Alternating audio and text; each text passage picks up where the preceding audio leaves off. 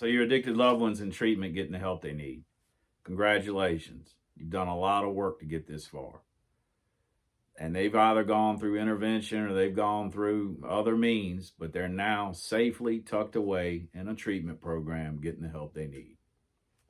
You feel like you should be rejoicing. You feel like, because you thought all along that if your addicted loved one would just go to treatment, that you'd be okay. That they were the problem, that all they needed to do was go away and you'd be all right. It's not working like that, though. You're still full of anxiety. There's this current of underlying fear, anxiety, anger, frustration, and it doesn't seem to go away. Well, that's going to take some work on your part. That's not the job of your addicted loved one. They can't carry all that weight. They've got their own work to do. That's on you to do. And there are numerous family support groups that can help you with that. There's Al-Anon, there's Families Anonymous, there's Nar-Anon. There's therapists that specialize in codependency. Use this time to free yourself. Use this time to strengthen your boundaries and to strengthen your resolve that no matter what your addicted loved one does, you will not lose your peace. That your happiness is not dependent on what your addicted loved one does or does not do. So take this time and use it. Use it wisely and do your own work. This is a precious, precious gift of time apart that you get to use to strengthen your toolbox. Don't stop before the miracle happens. You need to be strong enough to be able to take the appropriate action. See, the average 30-day treatment program has a success rate of about 3 to 8%. And to me, that's unacceptable. Listen, I'm not taking a stab at treatment centers. There's a lot of great programs out here. There's a lot of 30-day programs that are doing phenomenal work, that are changing lives. And now they're in there and they're getting the help they need. But what do we expect? One scenario is, look, your addicted loved one may be angry with you. They may be in treatment just full of anger. I mean, mad at everything, mad at air. That's all right. You have to be okay with them being angry. As a matter of fact, if they're angry at the way you're dealing with their addiction, it means you're doing it right. That's a fact. And it's just that simple. Be okay with them being angry. And in reality, they don't even know what they're angry with, really. We play a victim so well that if I'm going to play a victim, there's got to be a villain. And I'm going to make those that I love the most the villain. Right? So don't be concerned with their anger. Their resentment is not your responsibility to handle. Let the treatment team process that. Just maintain your boundary. Do not give in. You're going to form a shield around you. And inside of that shield is your peace and serenity. And your personal space. And you're not going to let anybody, no matter who they are, get inside of that. So don't let their anger get to you. Like I said, if they're angry at the way you're dealing with their addiction, it means you're doing it right. Congratulations. So another thing that's going to come along is that the addiction has this ego. It's called the addicted ego. And it rebuilds very quickly once we get into treatment and get detox. It rebuilds super fast. A couple of good nights sleep, a couple of good meals, bowl of Jell-O, and that thing's woke. That addicted ego is woke and it's ready to launch. And it manifests itself in what I like to call two areas that I like to call the rabbit and the attorney. And they work together. They're great partners. So when you think about it, the rabbit, you walk through a park, you walk through the yard, you walk through the woods, and you run up on this rabbit and he gets scared and takes off. I think everybody's probably seen that. Well, that's how the addicted ego operates. We get uncomfortable, we have to go. Keep in mind that the whole reason we're using or started using is that we were uncomfortable. We were uncomfortable in our own skin.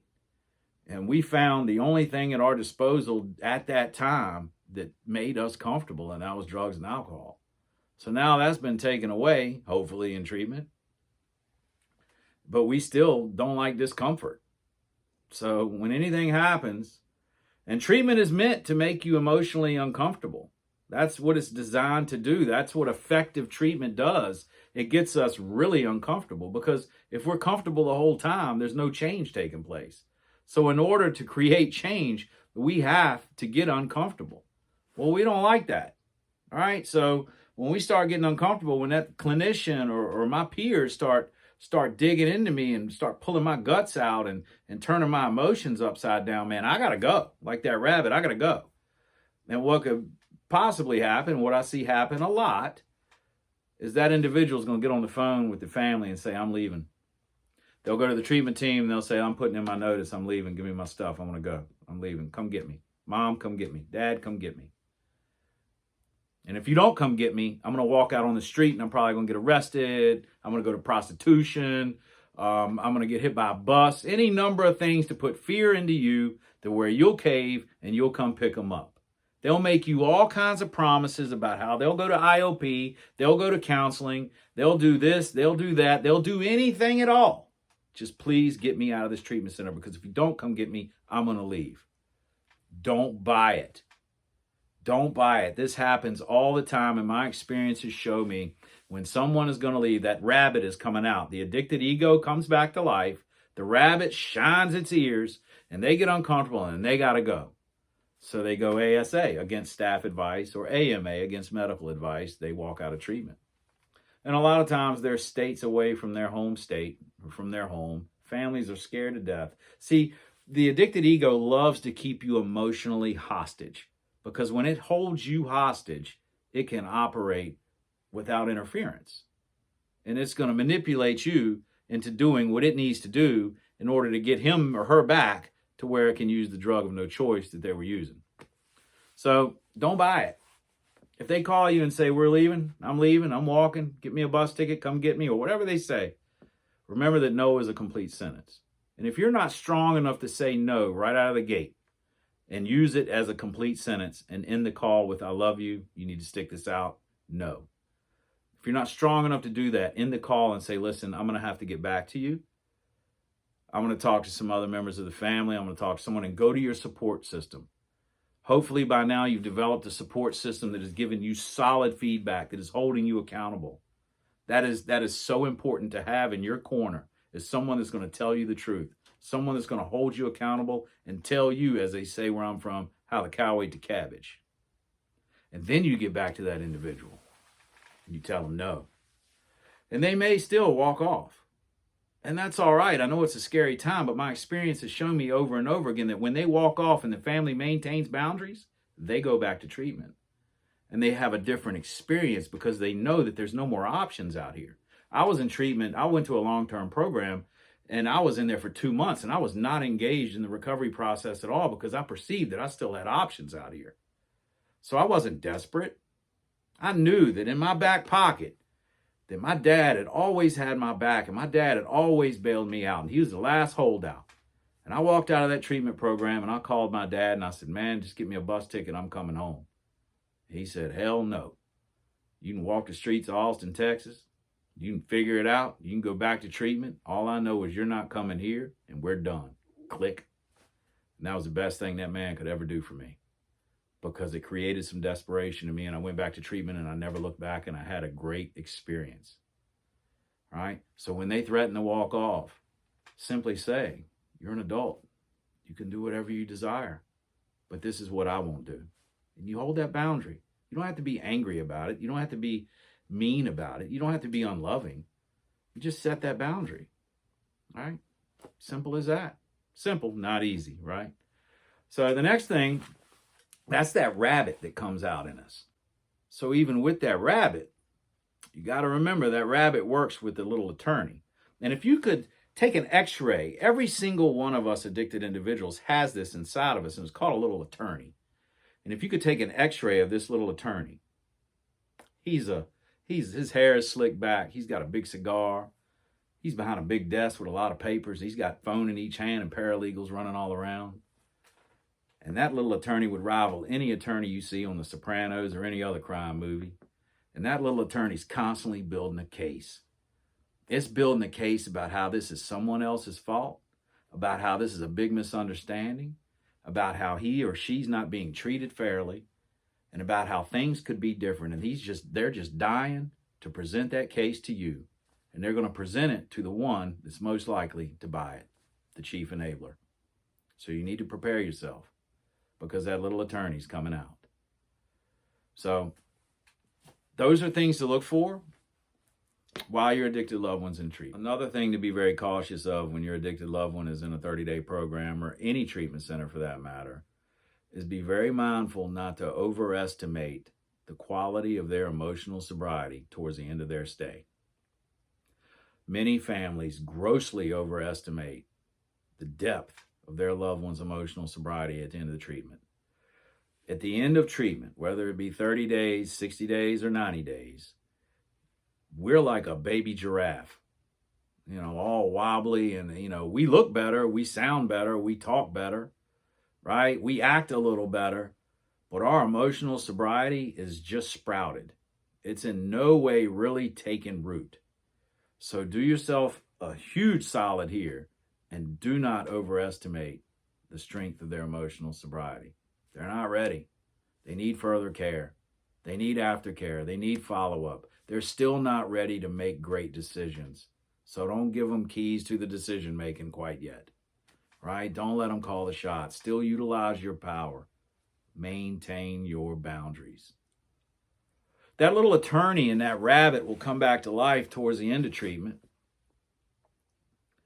when it's time to discharge and they're talking about aftercare.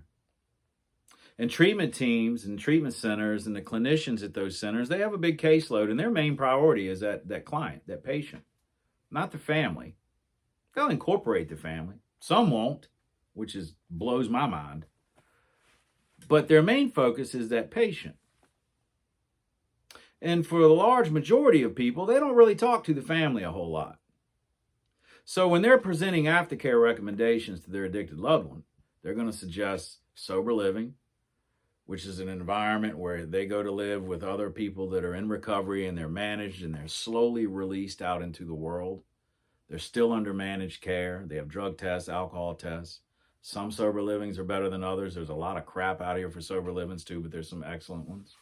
The higher the structure, the better the sober living is going to be. Structure and accountability is the name of the game.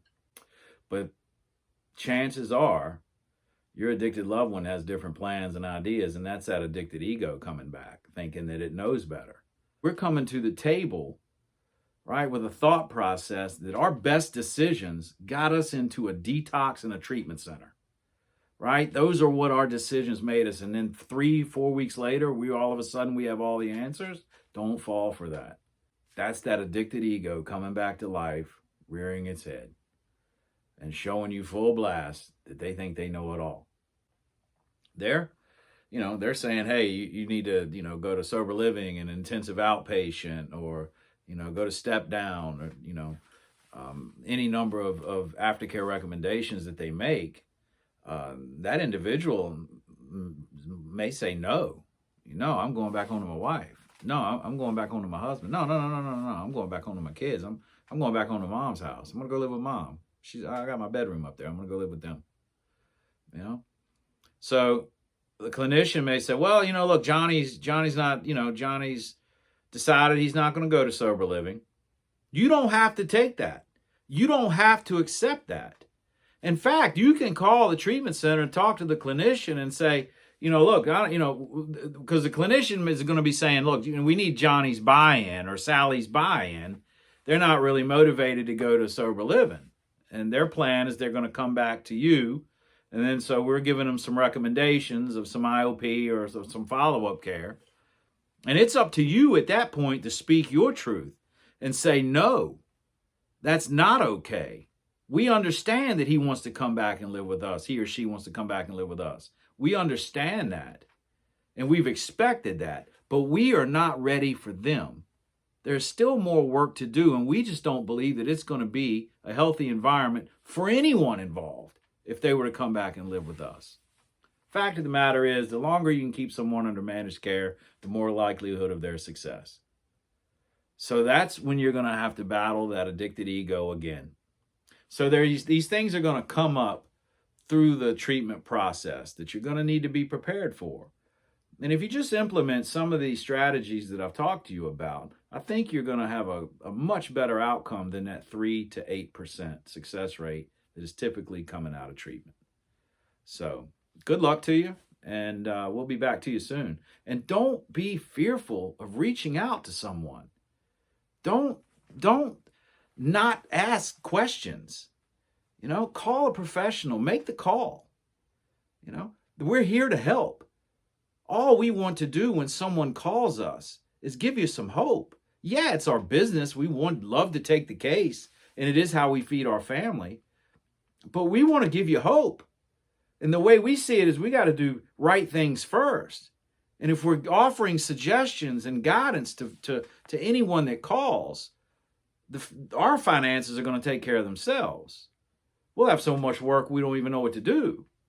But we have to put right things first. And I believe and firmly believe that when someone calls us, we give them hope. So don't be afraid to call us. We're here for you. We can help you.